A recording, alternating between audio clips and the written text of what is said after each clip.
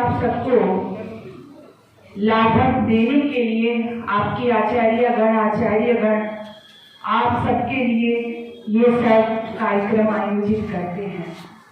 तो सर्वप्रथम मैं इनका बहुत बहुत धन्यवाद। अभी पिछले दिनों में आपके महाविद्यालय में थी और मैंने कहा, हालांकि कुछ व्यस्तता थी, लेकिन मैंने कहा वचन दिया है तो मैं अवश्य ही रहूंगी और उसी का पालन करते हुए मैं आपके मध्य में हूँ। कई बार आप मेरे से जुड़ने की कोशिश करेंगे, मैं बहुत सरल शब्दों में ये बताने का प्रयास करूंगी आपको कि जो आज की हमारी वर्तमान पीढ़ी है उससे जब हम बात करते हैं पता चलता है, तो मैंने कई बार उनसे बात करते करते पाया कि वो नौजवान या हमारे छात्र और छात्राएं हैं, वो विदेशी विचारकों का पढ़ते पढ़ते उनके विषय में जानकारी प्राप्त करते करते वो इतना या तो बोर हो गए होते हैं या उनमें इतनी हीन भावना आ गई होती है कि उनको लगता है कि हमारा अपना कुछ नहीं है क्या। यानी विदेशी जो लेखक है, राइटर है, उनकी पुस्तकें, विदेशी विचारकों की एग्जाम्पल, उन सबको सुनते सुनते कहीं ना कहीं एक जो युवा वर्ग है उसको ये लगने लगता है, मैंने जैसे कहा कि दो ही वहां पर विचार आते, या तो ही भावना आती है कहीं ना कहीं कि हमारे पास भी कुछ है, या हम ये विदेशों वालों के गीत गाते रहते हैं, या उसको लगता है हमारे पास कुछ है, तो वो सोचता है कि फिर हमें इसको जानना चाहिए कि हमारे पास क्या है। तो इस बिंदु को पढ़ाते पढ़ाते जब हम आगे बढ़ते हैं कि हमारे पास क्या है, तो मैं अपनी बात यहीं से शुरू करती हूँ। एक विदेशी विचारक हुआ है, या हम उसको विद्वान कहते हैं, पर्शियन था, जिसका नाम शायद आपने सुना होगा, 11वीं शताब्दी में अल-बरूनी, जो मोहम्मद गजनी के समय भारत आया और उसने अपने इस देश की विशेषता बताते हुए हमारे इस देश की एक पुस्तक लिखी है। उस पुस्तक में वो इस देश के लोगों की विशेषता बताते हुए कहता है कि इस देश के यानी भारतवर्ष के जो लोग हैं, वहां के जो निवासी हैं, वो हमसे 3 प्रकार से भिन्न हैं, यानी हमसे 3 प्रकार से अलग हैं। कौन से 3 प्रकार से अलग हैं? तो उसमें वो पहला कहता है कि जो वहां के लोग हैं वो मृत्यु से नहीं डरते हैं, और दूसरा वो कहते हैं कि वहां के जो लोग हैं वो अपने जान विज्ञान पर बड़ा घमंड करते हैं। तीसरी वो बात कहते हैं कि वहां के लोग झूठ नहीं बोलते हैं। मैं नहीं कह रही ये कौन कह रहा है? विदेशी विद्वान पर्शियन अल-बरूनी। यदि हम आज इन पॉइंटों पर, इन बिंदुओं पर क्रमशः विचार करें, जो उसने लिखा कि ये मृत्यु से नहीं डरते हैं, ये झूठ नहीं बोलते हैं, इनको अपने जान पर बड़ा अभिमान है, तो सारा ही आज हम इस बिंदुओं पर अपने को खड़ा नहीं पाएंगे, सारा ही उल्टा हो गया है। ये मृत्यु से नहीं डरते हैं, लेकिन आज क्या हो गया है, हम खुद अपने मृत्यु से डरने की तो बात छोड़े, हमारे अंदर इतना भय पैदा हो गया है कि बस पता नहीं कब मौत आ जाए, जोड़ने में लगे, इकट्ठा करने में, अपने लिए ही नहीं बल्कि 4-4 पीढ़ियों का इंतजाम करने में लगे हैं। मेरे बाद मेरी जो संतति है वो क्या खाएगी, फिर उनकी क्या खाएगी, बस चले तो कितनी ही अपनी पीढ़ियों का इंतजाम करने लग जाते हैं, लगता पता नहीं मृत्यु कब आ जाए, हर व्यक्ति भयभीत नजर आता है। तो ये भी बात कट जाती है। और दूसरी, जैसा उसने कहा कि वहां कोई झूठ नहीं बोलता है, तो शायद मुझे तो कहने की जरूरत नहीं होगी, आप खुद ही समझ रहे होंगे।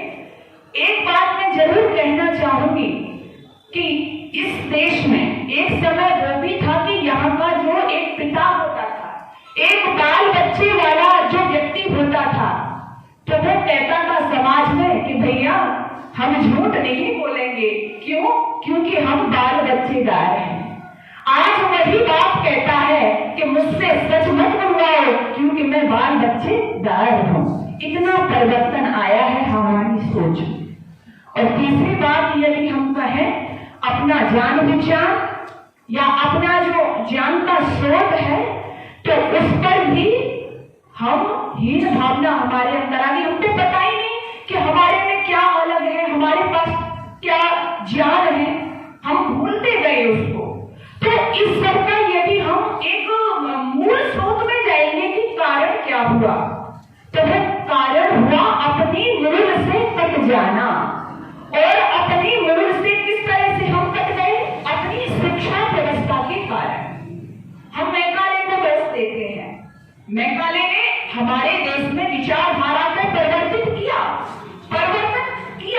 लेकिन आज 70 साल बाद भी हम उस मैकाले की विचारधारा को दूर नहीं कर पाए। मैकाले ने हमको एक मैं कहूं तुरंत जैसी चाल यहाँ पर खेली। तुरंत जो ताश आदि खेलते हैं उनको पता है, तो कार्ड लगाया जाता है। तो उन्होंने जो मैकाले ने हमको एक सूत्र रूप में 3 ई दी। ई तो जानते हो ना, ABCD ई वाली 3 ई दी। कौन कौन सी ई? एजुकेशन, इंग्लिश और एम्प्लॉयमेंट। 3 ई। इसका मतलब था इंग्लिश, एजुकेशन, एम्प्लॉयमेंट, यानी अंग्रेजी पढ़ोगे तो शिक्षा मिलेगी और नौकरी पाओगे। अच्छा, आप विचार करो, आज भी उसी परंपरा पर हम नहीं बढ़ रहे। आज भी हमारी विचारधारा में कोई कहीं पर कहीं सुधार है नहीं। हम उसी विचारधारा के साथ आज भी आगे बढ़ रहे हैं। तो हमें अपनी जो मूल है, हमारी जो मूल है, हमारी जो जड़ है, क्या? शिक्षा व्यवस्था। वो शिक्षा व्यवस्था हमको ठीक करनी है। मैकाले ने बिगाड़ भी यहीं से किया था। उसने देखा कि भारतवर्ष में यदि मैं कैसे भी परिवर्तन कर सकता हूं, तो कैसे यहाँ की शिक्षा व्यवस्था को तोड़ करके, यहाँ की शिक्षा व्यवस्था को बदल करके, यहाँ की संस्कृति सभ्यता को बदल करके ही मैं भारतवर्ष में, मैं से मतलब हम अंग्रेज लोग ही हम अपना वर्चस्व कायम कर सकते हैं। यदि हम ऐसा नहीं करेंगे तो हम कभी भी सफल नहीं होंगे। तो उसने वही फॉर्मूला अपनाया, हमारी जो शिक्षा व्यवस्था थी उसको हिला दिया। खैर, लेकिन जो आज हम बात करने चले हैं, आज परिस्थितियां बहुत अलग हैं। आज हम अपने आप को स्वतंत्र भी कहते हैं। तो फिर आज हम जैसा कि एक विचार करें, मैंने शुरू में भी कहा था कि हमारे पास क्या है। यहाँ पर सभी मेरी युवा छात्राएं, बेटियां बैठी हुई हैं, यानी हम गर्व किस पर करें, हमारे पास अपना क्या है। तो यदि मैं आपको एक सूत्र रूप में दूं, जिसको केवल भारतवर्ष नहीं बल्कि विदेश के लोगों ने भी माना कि यदि भारतीय ज्ञान परंपरा का कहीं से सर्वप्रथम स्रोत है, तो क्या कहा कि सबसे पहले जो ज्ञान परंपरा है वो कहां से आई? तो कहा ऋग्वेद से। और ऋग्वेद के विषय में जो मैक्स मूलर विदेशी विचारक है, उसने भी कहा कि Rigveda is the oldest book in the library of the world. World के पुस्तकालय में, लाइब्रेरी में यदि हम देखें, पाएं, पढ़ें तो पता चलेगा ऋग्वेद सबसे पुराना क्या है? ग्रंथ है, पुस्तक है। तो सबसे पहले जो ज्ञान परंपरा शुरू हुई वो किससे हुई? ऋग्वेद से। और ऋग्वेद से ज्ञान परंपरा शुरू होकर के यदि हम क्रमशः जाएंगे तो ऋग्वेद के बाद उपनिषद, उपनिषद के बाद शास्त्र, और शास्त्र के बाद फिर हमारे और जो धर्म ग्रंथ हैं, या उनको हम और आगे विस्तार दें तो छोटी छोटी जो हमारी जो लोक भाषाओं में भी जो हमारे लेखकों ने या जो कवियों ने कहे, वो परंपरा वहां तक जा सकती है। ये मैंने शॉर्ट रूप में आपको सामने प्रस्तुत की। तो वो परंपरा, कहने का भाव है कि वो परंपरा जो है, जो सबसे पुरानी परंपरा है ज्ञान विज्ञान की परंपरा, वो ऋग्वेद से है। और ऋग्वेद मतलब भारतवर्ष से। हमारे भारतवर्ष में ही सर्वप्रथम जो ज्ञान परंपरा है उसका प्राकट्य हुआ। कई बार जब मैं बात करती हूँ अपने जो युवा वर्ग है, क्या उसमें बड़े लोग भी शामिल होते हैं, कई बार पूछते हैं कि आपने कहाँ से सीखा, या मैं आप लोगों से, बच्चियों से पूछूं आपने कहाँ से सीखा? आप कहोगी कि हमने तो अपनी आचार्य जी से सीखा या अपने माता पिता से सीखा।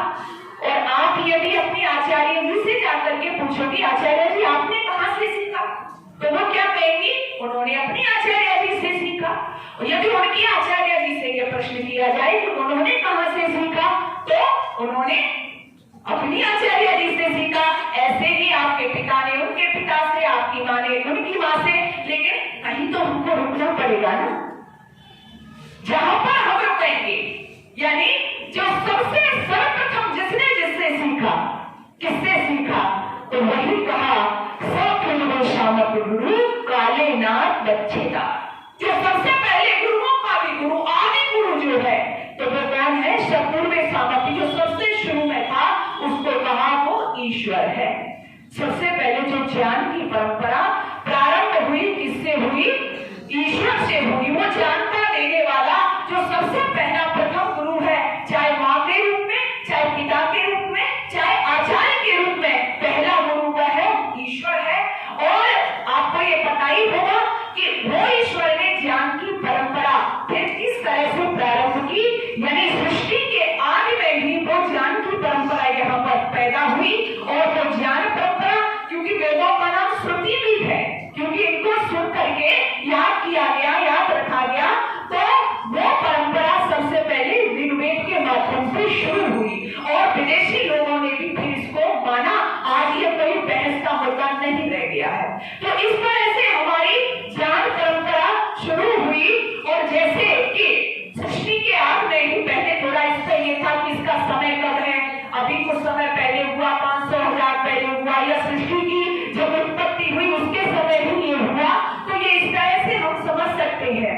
जैसे कि आप कोई भी वस्तु मार्केट में खरीदने के लिए जाते हैं, जाते हो, मान लीजिए आपने फोन लिया, अभी फोन की चर्चा कर रही थी बैठ के, है ना? तो कोई भी हम फोन लेते हैं, किस कंपनी का फोन है ये हम देखते हैं ना। और उस कंपनी का फोन जो हमको देती है, उसके साथ ही उसका पूरा ब्यौरा भी हमको मिलता है कि ये ऐसे है, ऐसे चलाना है, इसकी ये गारंटी है। यानी उसका उपयोग किस तरह से करना है, ये भी एक बुकलेट उसके साथ में दी जाती है। कोई भी जब कोई भी वस्तु मार्केट में लॉन्च होती है, तो ऐसे सर्वप्रथम परमपिता परमात्मा ने जब इस सृष्टि का सृजन किया, जब इस सृष्टि को बनाया, तो एक थोड़ी भी, यानी कि किस तरह से हम इस सृष्टि का उपयोग करें, किस तरह से उसका उपभोग करें, तो एक थोड़ी भी हमको दी। और वो थोड़ी, उसका ही नाम, जो ज्ञान की थ्योरी थी, उसका नाम क्या है? वेद है। यानी कि एक जो देश है, देश किससे चलता है? संविधान से। यानी संविधान नहीं हो तो सारा बखेड़ा हो जाएगा। हमको पता है ऐसे चलेंगे तो हम सही रहेंगे, अन्यथा उस संविधान के विपरीत कार्य करेंगे तो हमको सजा होगी। तो यानी संविधान के से ही कोई देश चलता है, वैसे ही संपूर्ण राष्ट्र के लिए उस प्रभु ने एक संविधान निहित किया, और उसका नाम वेद है। कि किस तरह से हमको इस दुनिया में जो चीजें हैं उनको समझना है। तो हम मान सकते हैं, और सकते नहीं लगाऊंगी मैं, माना है, मान रहे हैं सब लोग कि सारी दुनिया में सबसे पहले जो ज्ञान की परंपरा, ज्ञान का प्रभाव हुआ, दिया ईश्वर ने। और किसके माध्यम से? वेद के माध्यम से, जिसको ऋग्वेद कहा। तो आपको ये समझना है, धीरे धीरे फिर वही परंपरा आगे बढ़ती गई। और फिर मैंने जैसा कहा, उपनिषद, हमारे शास्त्र और भी जो हमारे धर्म ग्रंथ हैं, उनमें वो कन्वर्ट होती गई। फिर उनमें बढ़ते बढ़ते हमारी वो ज्ञान परंपरा, हम सबके अंदर, जिस पर हमको गर्व करना चाहिए, वो जो ज्ञान परंपरा है ना, आपकी ऐसी ज्ञान परंपरा है कि विदेशी लोग तो यहाँ पर आकर के उसका अध्ययन करते थे। आज कुछ परिस्थितियां चेंज हुई कि हम लोग विदेशों में जाके गर्व का अनुभव करते हैं, लेकिन एक समय होता कि आपकी उस ज्ञान परंपरा को लेने के लिए विदेशी लोग यहाँ के ब्राह्मण ऋषियों के चरणों में बैठ करके वो विद्या अध्ययन किया करते थे। तो उसी परंपरा को, उसी ज्ञान विज्ञान को आज हमें फिर से समझना है, और हीन भावना नहीं बल्कि अपने अंदर गर्व की भावना पैदा करनी है। अब जैसा कि मैं बहुत लंबा समय नहीं लूंगी, जाने दो, कुछ भी नहीं है, चला जाता है तो चले जाने दो, सारी व्यवस्थाएं, सारी क्रियाएं निष्फल होने लगी। इसलिए आओ, शारीरिक शिक्षा यानी योग हमको कोई सिखाता है, उसमें से मैं योग के अंदर वाले बिंदु नहीं, केवल शारीरिक शिक्षा की बात करूं तो हमारे जीवन में इसका महत्व क्या है आप खुद देखेंगे। आज हमारी शारीरिक क्षमताएं कैसी हो गई हैं। नए नए बच्चे, नई नई बेटियां, नए नए उनको देखे आप, युवा अवस्था जो होती है उनको देख करके ऐसा लगता है जैसे वन घुसे हुए। वो ओज, वो तेज, हंसने की बात नहीं है बेटा, जरा विचार करो। ये आपका जोश ऊर्जा से भरपूर ये जो समय था, आज ऐसा क्यों हो गया? इसलिए ही क्योंकि जो योग था, जो शारीरिक शिक्षा, जो आसन थे, जो प्राणायाम था, वो हमसे दूर हो गया। लेकिन सबसे पहले जीवन में आप मैं कहूं विद्या को अध्ययन करोगे ही या कर ही रहे हो, लेकिन इससे पहले भी हर व्यक्ति के जीवन में, आपके ही नहीं, जितने भी हम सब, आप जो भी यहाँ पर बैठे हैं, जो भी बाहर है, सबसे पहले अपने शरीर का पुष्ट होना बहुत जरूरी है। क्योंकि शरीर ना